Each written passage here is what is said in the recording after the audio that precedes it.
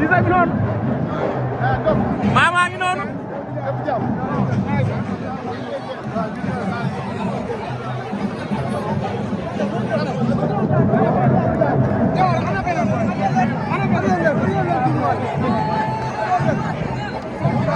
Jaago war ak noonu Liss l'adversaire d'Ada Fass amul ndey leneen mais Liss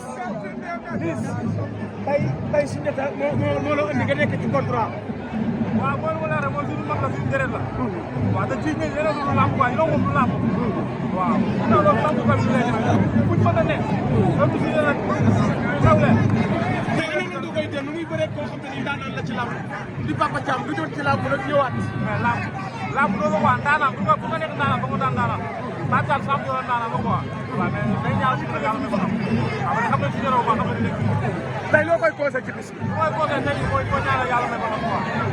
waaw ndax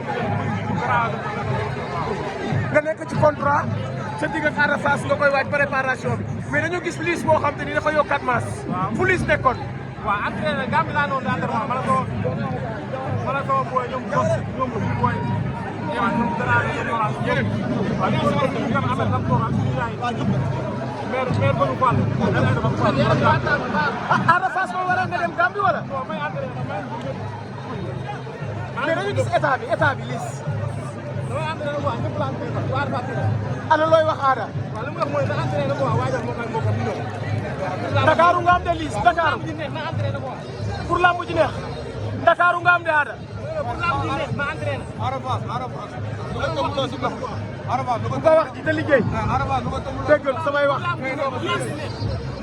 Liss da nga demoon Gambie say fan si nga noonu la nga dem Gambie yàgg fa lool waaye si dëkk tax nga ñëw ci arène nationale dëgg la nga nekk ci contrat mais Ada Fass voyagé na ndax yow mais tey bis bi noo ko nar a préparé Ada Fass ndax da nga voyagé Ada Fass voyagé sax noo ko nar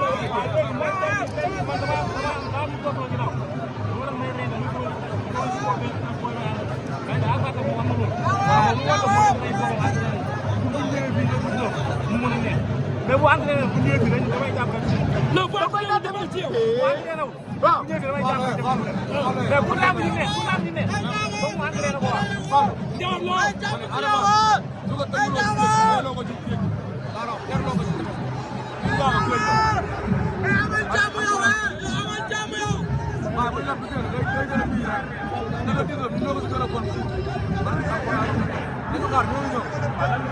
yow Fallou xam nga lépp yow xam nga lépp kenn du la wax. ñaanal laa suñu bu baax quoi di ñaanal ñëpp jàmm quoi.